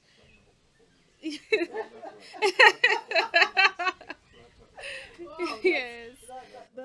That's really great. I think the only thing that I would add to what you've said is question and go out to seek knowledge about the different things. Yeah, seek for truth, like say, like you have to seek it. Sometimes it's like there is someone who knows something you don't know, and maybe you have to call them up and ask them questions, or there is a book, or there is a movie, or there are songs. But I think one key thing is being open to the fact that there are answers out there, and trying to seek them out. And I think that is a journey that never ends. That is a journey that never ends. But the other journey that never ends is the one that we started with. the one that Zach alluded to, that there is something that you study and then there's something that you choose to be your life's work. So I want us to just close today's talk on that. I know it's a long conversation. We shall have to have a whole probably hour to discuss that. And I think it's very important, but because it has come up a couple of times here, I think there may be a thread between what we choose to be our religious perspective and how we gravitate towards meaningful work and defining or questioning our life's purpose and going after it. And I want to get maybe this time I'll start from from Pauline, and then I come to you people, like how you would recommend for someone who is they're probably maybe doing something that they studied, but they're not sure whether this is their life's work. What would you tell them? I have learned to, they say listen to your heart, follow your heart. I have learned to listen. I have learned that I am still learning. If I'm engaged in something and I feel even an ounce of internal conflict, there's a question to be asked. Because I think there are activities that I have been engaged in, pursuits that I have followed, and I am just of one mind about it. Like, there's no question. This is exactly what I want to do. I will sleep 3 hours, anxious in anticipation to wake up and get back to the work. I have no doubt that this is what I want to do. But it brings me some internal sense of fulfillment. So if you're doing something and chasing something, but then you're in your bed alone at night and there are all these questions and there are all these doubts, but do I want to work with this kind of person? Do I want to surround myself with these kinds of practices? The moment your mind starts to build up questions like that, or doubts, or second guessing, then there's something to listen to there. Query it. Like, don't shut it down. Don't brush it under the rug. Don't pretend that thought is not there. It's there for a reason. And I think if we can now it goes back to the point of honesty. Are you being honest with yourself? Are you being honest with how you want to spend your time, your life here? Is money the thing that matters most? I've learned that it's not. Is it actually, I think maybe one of the mistakes that we have made as a world today is that we have only defined the quality of life using one metric, which is how much money do you have. But there are so many metrics that matter more than money. So maybe what I would say is listen. Allow yourself to be led by that is within you, as long as it's not corrupted. Okay. Same question, but the only thing I would like you to add is any practical things that people would take after. I think this is a good starting point, that you have to listen and be honest with yourself and try to answer those questions that are coming to you. I'm always going on about life being in seasons and the different, because so Pauline's season is very different than the season that I'm in, or Zach is in, and even though our seasons are similar in terms of her age, he's also doing some stuff very different than me. So I think that when you're a young person, I think you need to be doing exactly what you're always learning. You're always. I'm still doing that as an old person, but because you're looking at the denominator and the numerator, and your denominator's still small. You still have a long piece of life to do. You can take the time now to learn what you want to learn. As you see, you're talking about following your heart. Sometimes some people say that's good advice or bad advice, but we do things that sometimes aren't easy, and the younger we do them, then the better, because we're going to have a foundation for some of the stuff that we'll do later. Was it Huckleberry Finn said, if you're going to swallow a frog, swallow it first thing in the morning, and if you're going to swallow 2 frogs, swallow the big one first. So I think there a lot of young people feel that as soon as they finish university, so now I'm enjoying my life. That's fine, but the more you will inform yourself, the more you will have that mindset of not the fixed mindset, but the growth mindset. The more you will grow, and then you don't know what you know. I know both of you as young people can go really far in the journey. Do you hear what I'm saying? So I think that my season now, I would say I have to be more careful, say about my health. I go to the gym. I do things that I'm conscious that now I don't have. I'm more toward the end of the journey than the beginning, and I don't want to. I don't want to get sick, So I'm going to do the things that will be healthy. So my health is important, but what's also important is also my mind, and also then when I have opportunities to mentor or to share stuff, then I will take those opportunities as well, because I'm in a stage now where I'm more of I have a lot of institutional knowledge in certain things, not as much as my brother here, but a little bit. So yeah, we have those different seasons, but we should always be in a growth mindset, and it's particularly important that sometimes you take on the difficult tasks now, and that comes to discipline. Then that comes to moral values, like if you believe in work or you just believe, no, I should just enjoy myself. Yeah, I am grateful that my parents, my father specifically,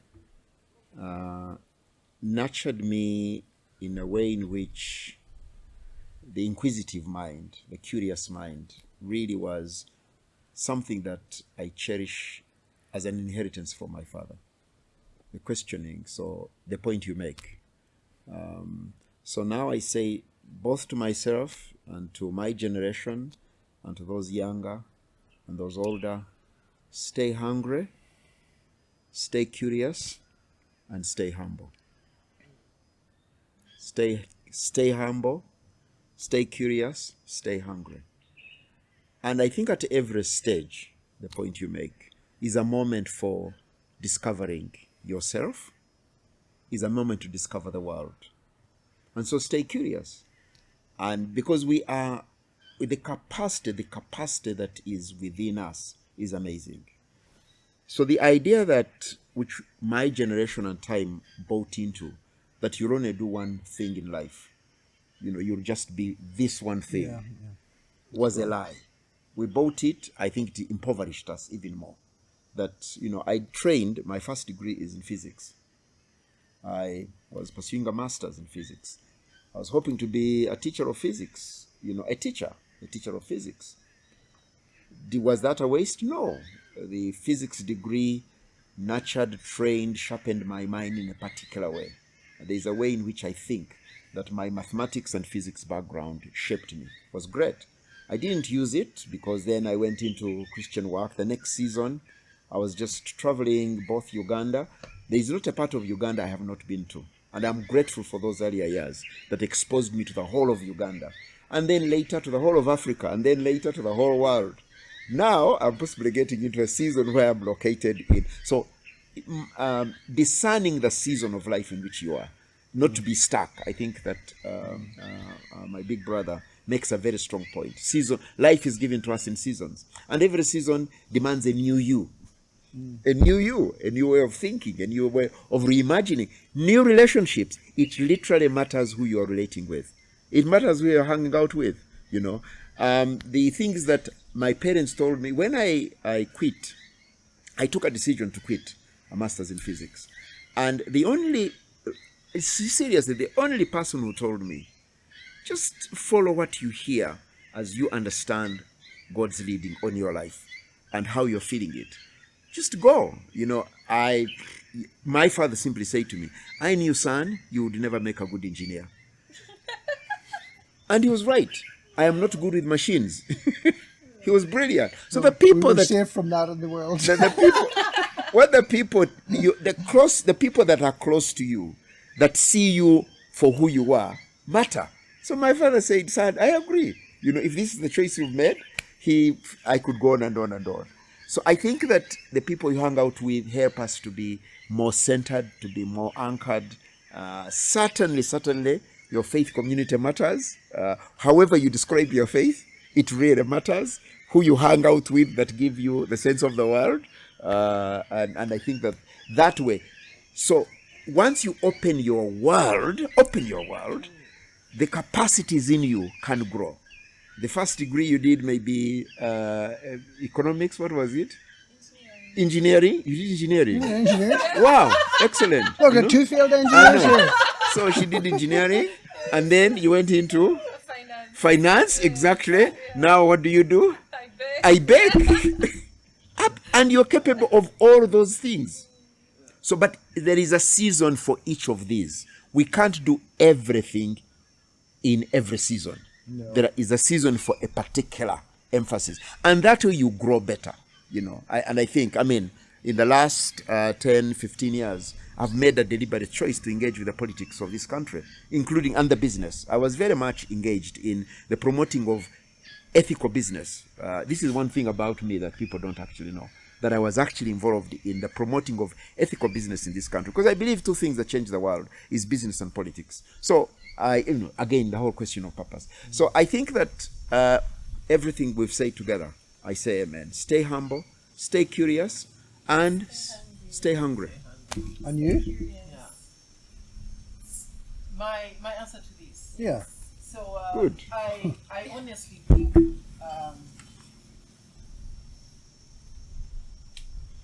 what you've said answers it, that people have to reflect, people have to question and try to answer those questions. Yeah. But one thing that I have had when having conversations with my friends is the fear. So the fear of taking new paths. So my point would be in that the best work that you can do is when you are following the path that most aligns with what you are supposed to do. So elaborate on the fear. Do you mean when somebody has a job as a... Yes, somebody has a job or somebody has trained as... They don't really like it, but... Yeah. And they're like, but I think my best, I'm very good at writing, but I don't know, can I make a living as a writer? I've found that people have that fear. Yeah. And it has kept people from taking that leap. And that's the only thing that I would address here. It's that when you take that leap, there's a lot of magic. And I would add, face your fear. If there's a thing you fear most, face it. Yeah, but I think that what you're saying, spot on. But there's a difference between someone who's genuinely. We don't have a social net in this country, So if somebody becomes destitute, it's not as if they can go along to the Social Security office and get some money. So there's a reason why people fear financial, insecurity, and also they've experienced really hard times. So I'm very sympathetic with that. But I do think you can still be sensible. You can say, look, I need to live, while you can still, if you want. But I think he's actually speaking about a different fear, Ian. He's speaking about a fear that cripples. So. Well, I was going to say that yes. There is so I understand the financial fear, and I think people have to be sensible, because you have to provide for your families, and your children, and your mother and father, and stuff like that.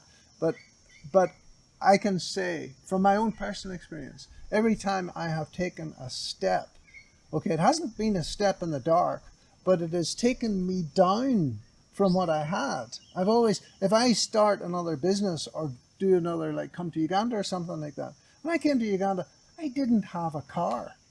I drove a nice red Mercedes when I was in Ireland. I was very middle class. I came here, I was, tambla.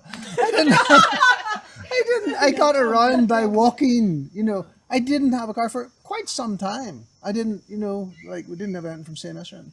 And, and I did give that as an example. When I came back to Kampala, I had a nice house in Beaconsfield, in one of those nice places in southern England.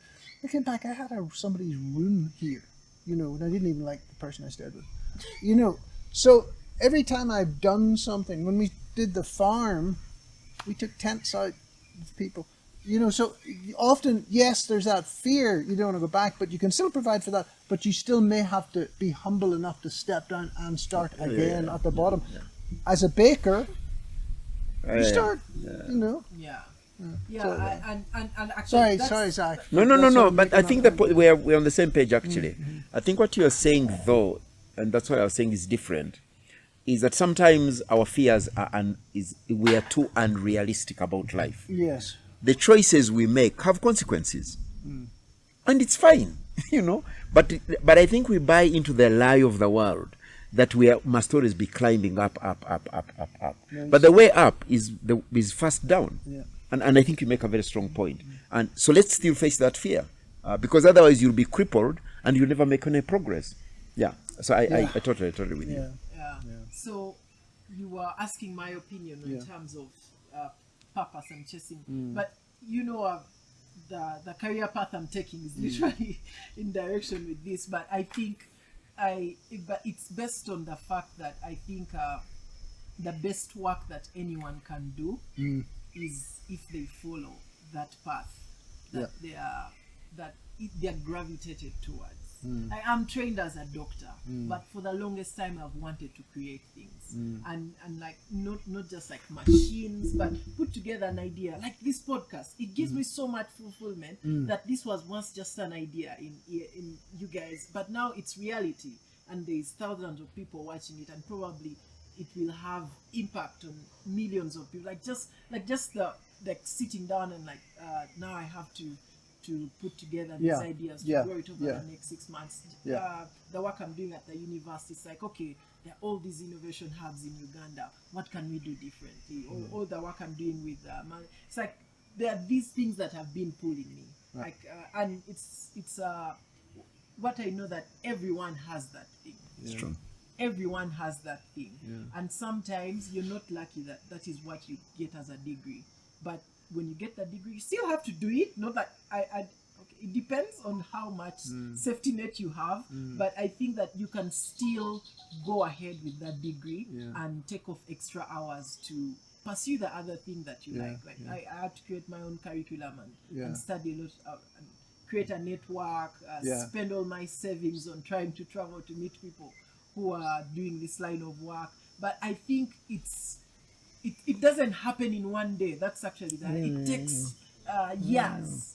Maybe that's the other thing that that is hard to appreciate based on how we grow up, because you think that you're going to figure out your life in your 20s. I think that's more an effect of how media has constructed us to look at life these days. This instant gratification that we're always chasing without an appreciation of knowing that the person who we look at, who looks like they have the nice car today and the nice house today, probably spent 2 decades grinding. Only two. Ian cut, imagine like Thank you. That's short. Thank you. That is true. That's short. But also I want to say, when you look at the combination of three of us, we've got this theologian and civil society activist, and then you've got me as a doctor and a businessman, and then you've got you as a financier, as an engineer, as a baker, and then you as a doctor and AAC. And it's come together. You were talking about the podcast. I think that it actually shows us the value of teams and the value of networking, because not everybody, there's so few things that happen just by somebody having that moment of illumination. And it's putting minds together. I have a way of thinking, you have a different way of thinking, you have a different way of thinking. So I think if I were to take what you said, you've enjoyed this podcast, so have I. And it just started with our conversations, but I would probably never have happened if you hadn't come along. It would never have happened. So I think that also goes back, you're talking about communities, this lack of community, the black hole, where people are not coming together and saying, well, what is my life about, and how can I achieve, my goals and stuff.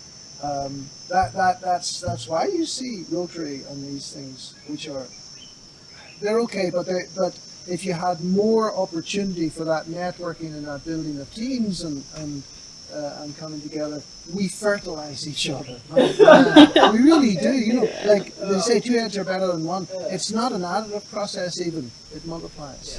Yeah. Yeah, that's great. And we'll close the podcast, but I'll just close it with a note on that two heads are better than one. When I think, as in my third year of university, I was set on that. I'm studying medicine, but I want to go and build things. So I learned that the best way to, like, when you build things, one of the best skills you can have is how to organize people and get people to work together.